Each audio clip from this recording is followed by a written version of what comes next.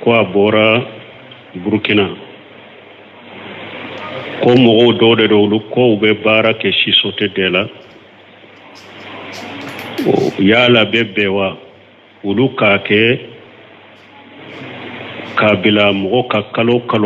mɔgɔ kelen kelen ka dɔ bɔ u b'a fara ɲɔgɔn kan k'a di mɔgɔ kelen ma o kɔfɛ bɛ dɔ fara ɲɔgɔn kan k'a di mɔgɔ wɛrɛ ma k'a kɛ tuuru ye a bɛ daga o ko kɛ wa bon ni min ye lezina da'ima li buhusilima wal ifta ka bumbaji to u ka ɲɛmaya la ni masayila yiraliw la mɔgɔw b'a fɔ ni masala de ma ko pari u ko min baabi musa adati nin bɛ komi ɲɔgɔn dɛmɛ de fɛn tɛ nin na a bɛ komi ɲɔgɔn dɛmɛ de Nusaimi rahimahullahu a ka fatawa kɔnɔ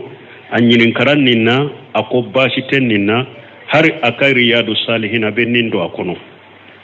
babu ma ja fil muwasati ni y'o bonda ta bunu Nusaimi ka riyadu sarahula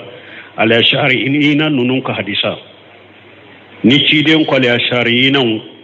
ko jogo do bu bolo o jogo kama o jogo kada alaye ale de al ashari na ka kabila wulu de ya alaye ko ye munye ko le ashari ina ko nu ulu be hadarilile ube u ka kabila ube ɲɔgɔn ka dugu kɔnɔ ube taamalaw u tɛ taamalaw ko nu ka balow dɔgɔyara u bɛ ɲɔgɔn wele bɛɛ ni ta bɛna u b'u fara ɲɔgɔn kan fɛn dɔ ka sage k'u tila donc bunun semiru bɛ nin hadisa sarahuli min kɛ ni cida ɲi tanu ko nin jogo tun bɛ kabila la al-ashariyina nin jogo tun b'u la u bɛ taamalaw u tɛ taamalaw n'u balow b'a fɛ ka dɛsɛ balow dɔgɔyara u b'a fɔ bɛɛ kana ni ta ye u bɛ wa fɛnsɛ fɛn dɔ fɛsɛ k'a bɛɛ bila kan o kɔfɛ k'a tila u bɛɛ bɛ dala kɛɲɛ la a ko nin ye jogo ɲuman ye donc Nusaimi ko nin kɔsɔn ale bɛ istinbatu kɛ ka ko in don o yɔrɔ la jamakulu fana ka fara ɲɔgɔn kan a ka wariw fara ɲɔgɔn kan k'u di nin ma siɲɛ dɔ la o kɔfɛ a bɛ ninnu di ma k'a kɛ tuuru ye a ko baasi tɛ nin na nin ye ɲɔgɔn dɛmɛ dɛ minnu b'a fɔ ko iriba de don ko parce que ko e ye masala n'a y'a sɔrɔ a ye 1,000 a bɛ 1,000 de bɔ a ka mɔgɔ 10 don ko e ye 1,000 de bɔ ko 10,000 nana e ma ko bɛ komi ye 1,000 juru don ka 10,000 ɲini a ko o ni iriba tɛ ɲɔgɔn sira la a ko dɔ ma fɔra ka wɛrɛ ka o maana ko ni misaliya bɛ komi sisan mɔgɔ 10 ni nana 1,000 ta e bolo i ka juru b'a la 1,000 mɔgɔ wɛrɛ fana nana 1,000 ta e bolo i ka juru b'a la 1,000 u tɛ ɲɔgɔn kalama ja u bɛɛ ye ɲɔgɔn sɔrɔ yɔrɔ la u bɛ baro la sisan a kelen ko birama karasa ka 1,000 tun bɛ ne la birama n y'a ka 1,000 sɔrɔ n bɛ taa sara nin fana ka 1,000 bɛ ne fana la u y'u fara ɲɔgɔn kan k'u di e ma siɲɛ 1 e ka taa est ce que a ye 1,000 de bɔ ka 10,000 ɲini wa a ka juru de tun bɛ 1,000 na bon tuuru in fana ni 10,000 in bɛ taa di 1,000 ma a ka 1,000 de bɛ d'i ma a bɛ 1,000 de di juru don e la a ka mɔgɔ ta n'a bɛ di 1,000 ma ale bɛ 1,000 bɔ donc nin tɛ iriba ye baasi t'a la mais hali bi a karamɔgɔ dɔ fana b'a kan ko a toli de ka ɲi iriba dɔ an ka karamɔgɔ kɛ dɔ min ye Sheikh Salih Fawzani ale b'a ka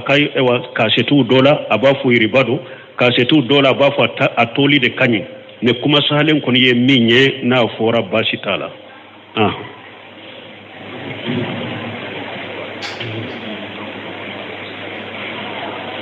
mun ko la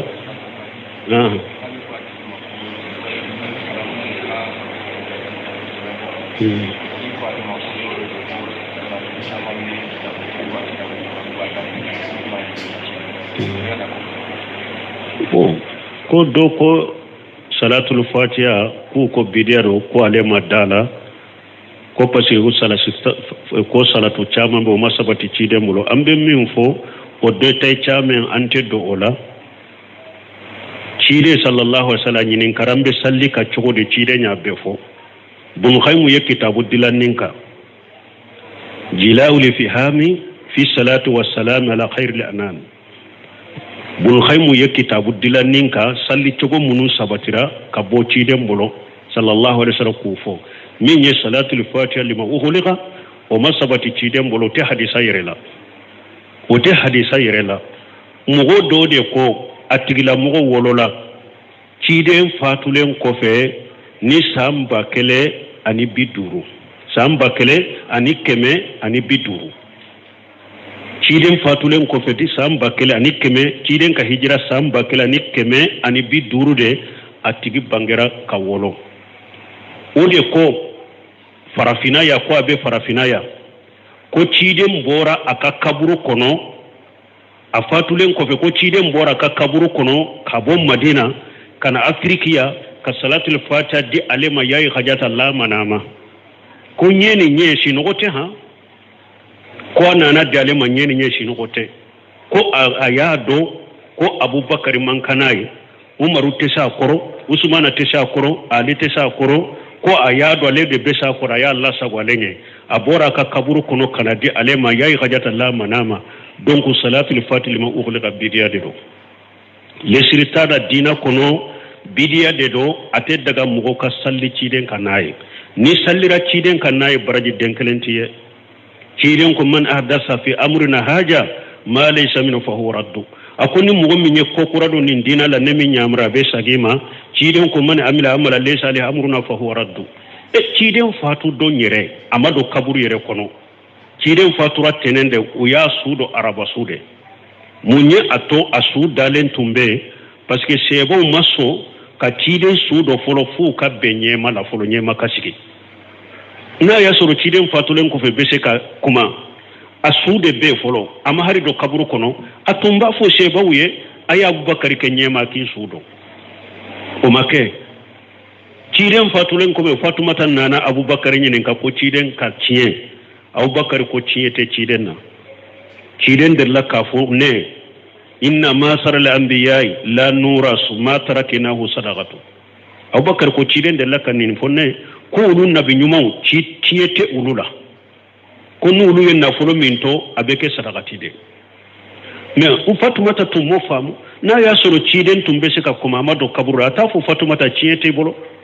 o fora e kele kera sebo ne nyogonje alini mawiyata u ka kele u kera kele do kera yawman zamalu an ba shi to yere kan nyame yele nyame ka kata kele yorola na ya soro ko cide insu be se ka kuma asu tumbe nunum koro madina ciden tunte nin kele uba me cide makuma ulula samba kele ani kemine be duru de ciden be bo aka kaburu kono katama kana salatul fatiha diema bidiya kone de la sitara le sirta te hari hadisa kono hadisa te seba kuma te salatul fatiha وعليكم السلام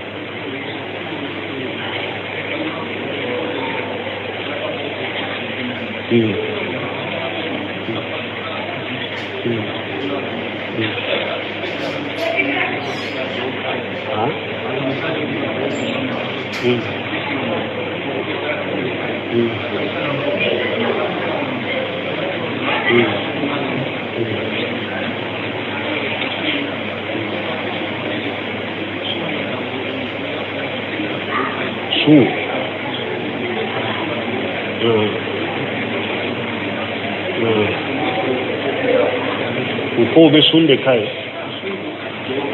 su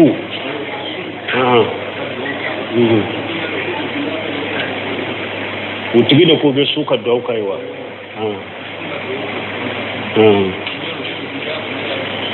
bo ko mogo do uka mogo bana ko abana la musado asudo na la musado ko mogo ko akera sungalo de la ku be su ka duwawu ka ye mo de fo ko be do bidiya kono wa o min ye sun ye sun be ke su ye de ni sunjuru bala misali ya na ya sɔrɔ banabagatɔ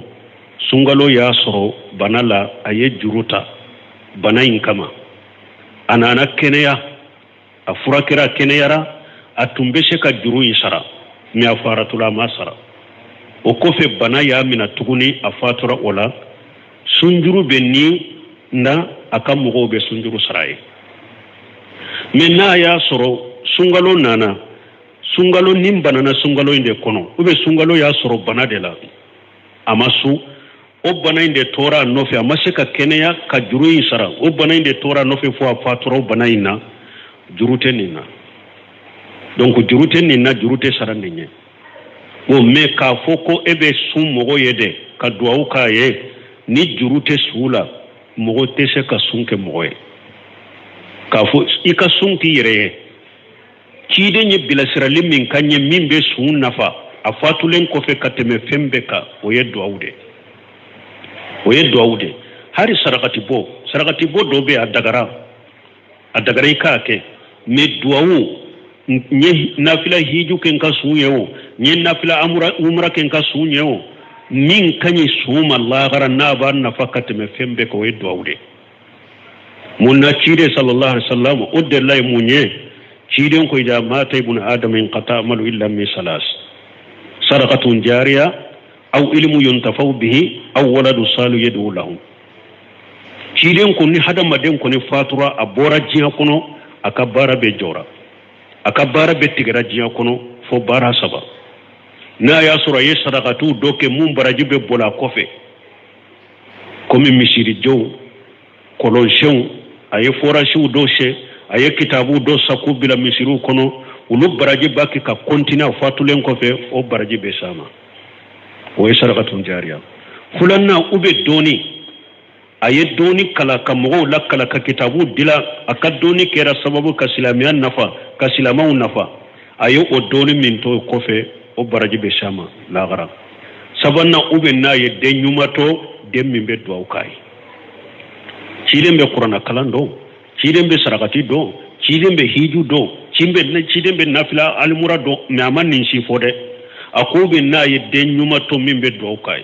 donc ni nya yiranna ko min be sunna fa fatulen ko fe kateme fembe ka o ye duwawude me sarakati munun ko ne beke tile saba sarakati bo tile wolon fula sarakati bo tile binani sarakati bo nunun ko ni ye bidiya de ite foy soro nuna ni junubute ni mogo be nunun de ke ate sunna fa te se suma e ka wori ciana ye junubu soro parce que ciden ko man hadasa fi amrina haja ma laysa minhu fa huwa raddu akun nin dina ni ye ko kura do ala nemi nyamra minna la gara la bi kabara sagima ite sara na cogo do la man amila amala laysa alayhi amruna fa huwa raddu ciden ko ni mogo ye barake bara min ne mi nyamra la gara la bi kabara sagima cide amba karija to fatura jonya me ko cide nyetile saba sarati bo abe mi tilo wolon fula sarati bo be mi amba ay kadija to fatura nye cide ka deum fatura nye ni fatuma tatte jonya me ko ayestile saba tile wolon fula tile binani sarati bo iya me mi abinanke hamuja atumbo bonya kateme beka uhudi do o fatura jonya me ko ayesarati boy donc tile saba sadaqati bo tile wolon fula sadaqati bo tile binani sadaqati bo lejina daimal buhusilimi wal ifta unyinin karawala ko adati firawuniya tile binani sadaqati bo yere firawuna de kala dai firawuna kala dai yere silama de bolo ubeto la kalimi donc har sadaqati min dagara sadaqati min don makerekereya kalo makerekereya sanyele makerekereya tile saba sarakati bo ka don kerekere bidia tile wolon fula ka kerekere bidia tile binani ka kerekere bidia do fana sanyele mamba faturambe misido be fa be bidia e kan na fulo ciana atese suma barajite et puis junubu de beye parce que cide ko ya ko muhaddasatul umur fa inna kullu muhaddasatu bid'a wa kullu bid'atu dalala wa kullu dalalatin fi an-nar cide ko mbaw ma ya yire ko kroshi ko kuro madina la ko kura be bidia be fili be tasuma de kono donc ala kan kisala kan tanga ni sunjuru tara ku be sunkaye lesri tola mogote sunke mogoye ko iba baraji la sama ni sunjuru tara donc me ibe se ka do kai aha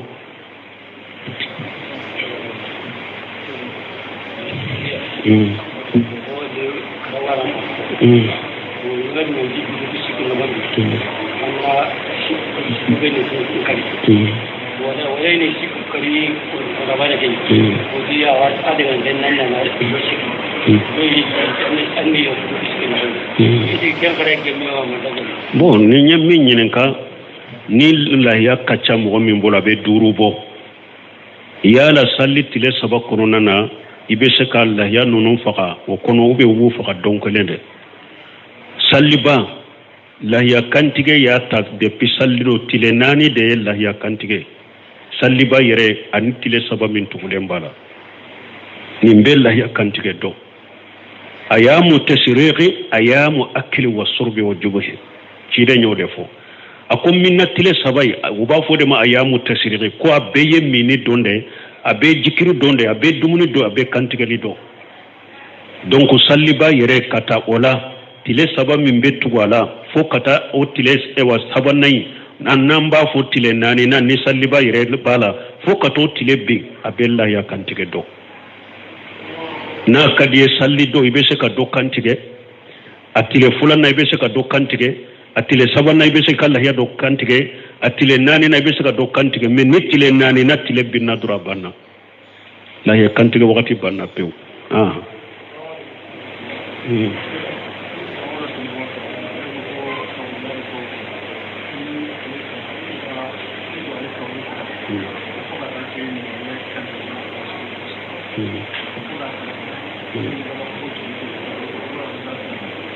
bo Abu Jari te ni nyami fo ko mo do ko kabjo kaburu kunna ko tebe ko Abu Jari ko ni ale sara mo ka ale ka deun ka jo ka kaburula nyame kantige wati ka sogoti Abu Jari te ba fo Abdullah ibn Amr ibn Ashide o yera masabataka ama sabataka sahalente don ke bo hari na sabatiraka ni nya yere de ka yere jija ni ciden ka hadisa nyogon fun ko nyogonya teta ikera sebe kera fenyo sebe utabe minade ni ciden ta ma yorome ciden ta sabatira yorome hari ni fenwore sabatira ko seba do de yak obe ka yere de ka yere jija silama manton tota ante ciden ta to e kam wositata ka sura ma sabata ka yere donc ciden ye min fo su turali la ciden ye min fo joli beke ma fo joli teke joli beke me joli jande te duawude beke ni ciden ye su fatura nana hadisa sahalen kono abi dawuda kono usman ibn affan ka hadisa kana rasulullah sallallahu alaihi wasallam idha faraga min dafn al-maut wa ghafala wa qala astaghfiru li akhikum wa as'alu Allah lahu tasdid fa innahu al'ana yash'al ni ciden tun kera ni su sutura li banna pew ciden be joaka aba fo sheba we ay ala delala ka yafa balimama akala delala kan ne sabati ci sau bena nyinenka no shemiramullah na yini hadisa sarahu ako kana rasulullah sallallahu alaihi wasallam jadda salasa ni ci denye su sutura da abafo Allahumma ighfir lahu Allahumma ighfir lahu Allahumma ighfir lahu Allahumma sabbitahu Allahumma sabbitahu Allahumma sabbitahu ci den be saga beta ci den tumbe nindeke an ko wajulu yoro de te ka fo bi yere ke kutuba kala nay ka wajulu ke militita ni duru o de masabati ci den bolo e pika jo fana ko be do ka masabati ci den bolo kayatul kursi kala ka kuli sabakala nunu masabati ciden bul qaymu ko ciden man nunun ka bada joli de sabatira ciden bolo o de be qur'ana kono hari tuma me ala ko ciden sallira abdullah ibn ubayka ka jo ka kaburu ka duwa kai ala ko wala tusalli ala ahadi mata minhu abada wala taqum ala qabrihi ala ma fa la taqud ala qabrihi wala takun waij ala qabrihi esgo fora akon ni nya nyogona nasara kana sallaka kana joka kaburu kunna ko be do kai joli de nana qur'ana kono ka joka do ke suye joli de nana ciden karisa kono be joka do de kai ala ya famala ne sabati jama be cari me wajuli de masabati e ka shigi o masabati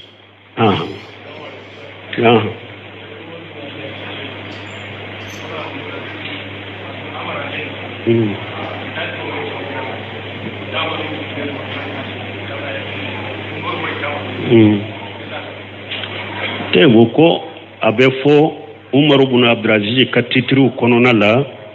ko akanyana maya kono hari kungo kono feuntunte nyogo mina baate sur kungo kono wulunite ba mina oba kamana kibo kono ko sabatira banna oba ka titru kono donc bawo ye tariku tigo yo sabe aka titru kono aka tilenya kono hari kungo kono feunye hakili sigi so har kungo kono few uye hakli sigi soro uni nyogonche abe tarihu kono abaka titiru kono wa alaikum salam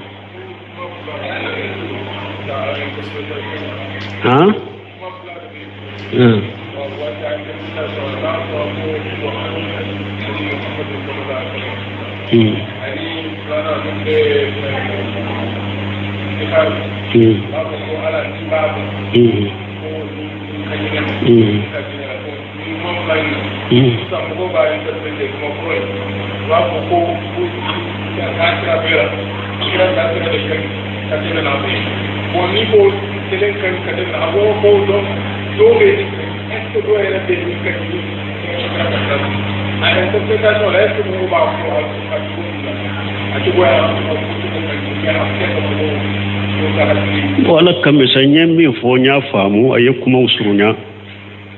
abe ciden hadisa kono ciden yere de tumba ka kutuba da yele noye wa inna khayral hadith kitabullah wa khayral hadi hadi muhammad sallallahu alaihi wasallam konni fora ko kanda min kanyina be ciden ka kanda siradiru ko salatu sigara fana la ko allah ibafu allahumma in kana hajal amruhu wa khairul li parce que ulul la nyina ko na ya soro ciden ka kanda sira de kanyi kateme kanda sira ka ko salatu sigara la munna ibafu ntigi ala ninnin ko inde imma herai ni ay ala bodo ikin kanda katama oni ciden ka risate nyogo sira la yero ciden ni salatu sigara ika jinya ko de jinya ko bi ba fe kato ala ba fe kan muso furu muso intinka hera do ola salatu sigara na jinya ko de la medina ko alla koy kam minke ciden koy kam minke sagara ko tolaw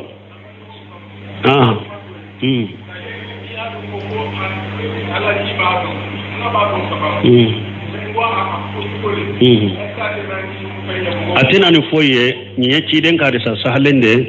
alla de be ko dogolen be do etado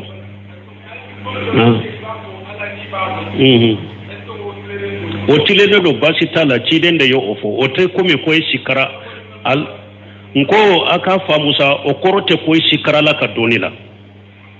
okorote sikarala ka donila o yede ba fode kai sisina uke duawula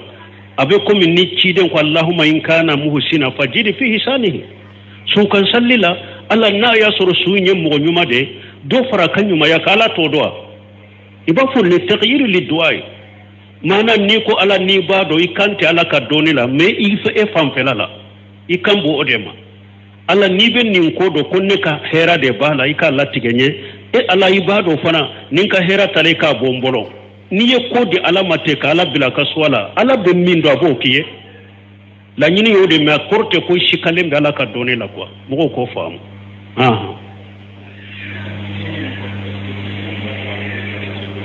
bo salli fitini ta salli do ye donkele de wa wati sera Como?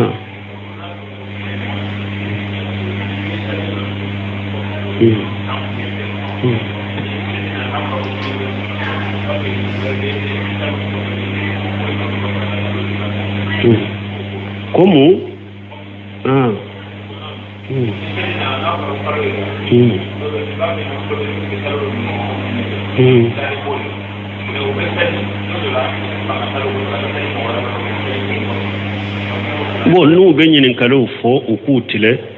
mana ni salli sabatira jamana ko salli e salli de ibasru almami do be salli de ko fo o ma so ka salli odo ya lay be se ka ta salli mo gore ko fe wa bo mbeno fula bema e be salli almami min ko fe sallira odo e ko e ma da sallila ibanna ka salla le ko fe ka ta salli almami gore ko fe ube jamana ye salli ke do minye almami sallira ale almami sallira odo ede maso ka salla kofe ko madda sallila o mo defo kata salla almami wori kofe afula be akera salimami de bolo sallitewo akera saba ede bolo sallitewo afula be katawla cidin ko sallallahu salli kibariyala ako asawmu yawma tasumuna wal fitru yawma tuftaruna wal adha yawma tudahuna ni hadisa be se turmiji kono cidin ko ibe jaman minna ibe jamana minna nu sunna do misu nu sallira do mi salli nu yu kala yakkantige do mi kala yakkantige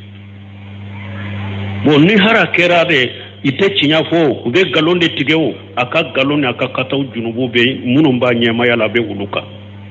me tanke jamana ya sabati ko be kasu uya kalo sabati sungalo e kasu unofe ni jamana ya salli sabati e ka salli unofe ni la yakkantige de ki kala yakkantige unofe nunun te mo kalen koye salli koni su kone jama kode